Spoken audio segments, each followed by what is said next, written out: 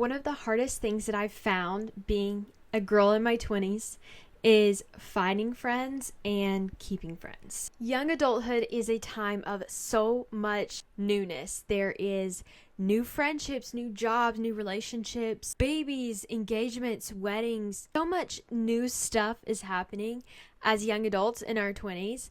And with this newness comes the release of old friendships, the welcoming of new friendships, and maybe even the release of those new friendships because they didn't align with what you wanted in life, or they didn't align with the plan God had for your life. And so the 20s are full of change. When change happens, it's very scary because we start to see these high school friendships and things that we've kept in our lives for so long dwindle away. At first, it can feel disheartening and just like we're alone. It can feel like God doesn't have a plan for us anymore. It can feel like we don't have a purpose. We don't have a community.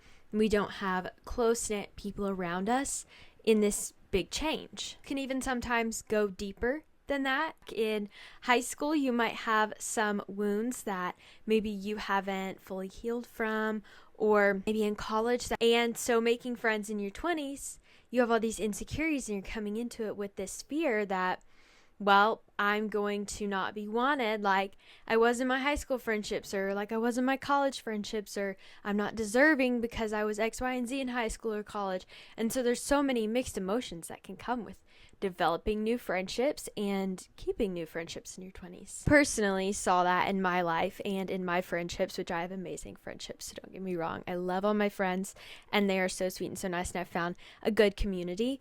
But I found through lots of prayer that I had the wrong idea of what community was and what God called me to be.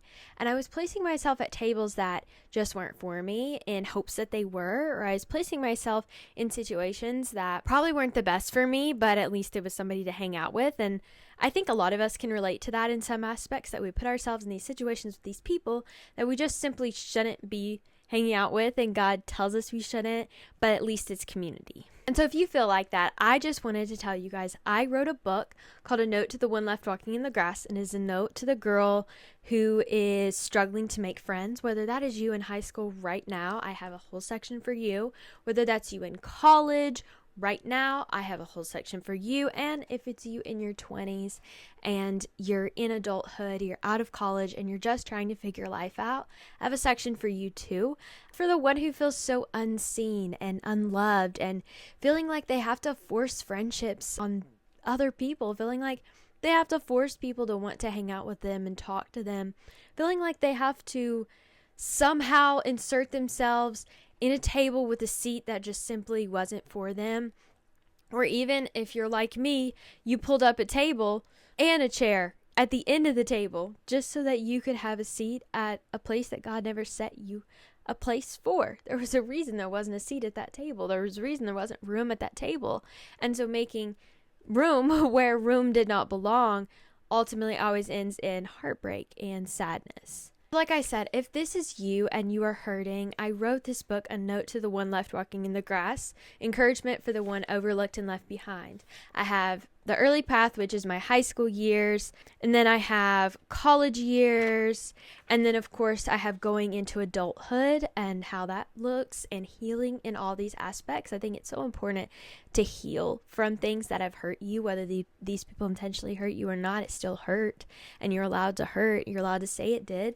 And so we're healing all of these wounds, and then at the end, we're going to take it and we're going to go into our next chapter. I have so many stories in here because I know that somebody needed this. And so if you are struggling, if you're that girl in your 20s, heck, if you're that girl in high school or college and you're struggling so hard to make friends and to keep friends, I wrote this for you. I have lessons that you can actually apply into your life, not just encouragement. I have lots of encouragement, don't get me wrong, but I also have lessons. I have healing.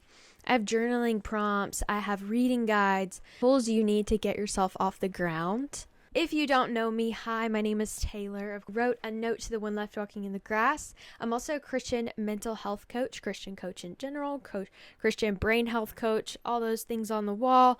I'm also getting my PhD. I'm an all but dissertation PhD candidate, so working on that. My PhD is in psychology, so I've learned a lot over the years about brain health, about your Christian walk, and about how so much of our past wounds keep multiplying in the future. And if we allow our wounds to continue to stay without addressing them and then fixing them, then we're never going to find those close-knit friendships and the community that God has for us, because we're always going to be scared that somebody's not going to like us, and that somebody's not going to want us, and that somebody's going to think that we're not worth it. And I'm just here to tell you, you are so worth it, and you are so loved, and you are so needed in this world.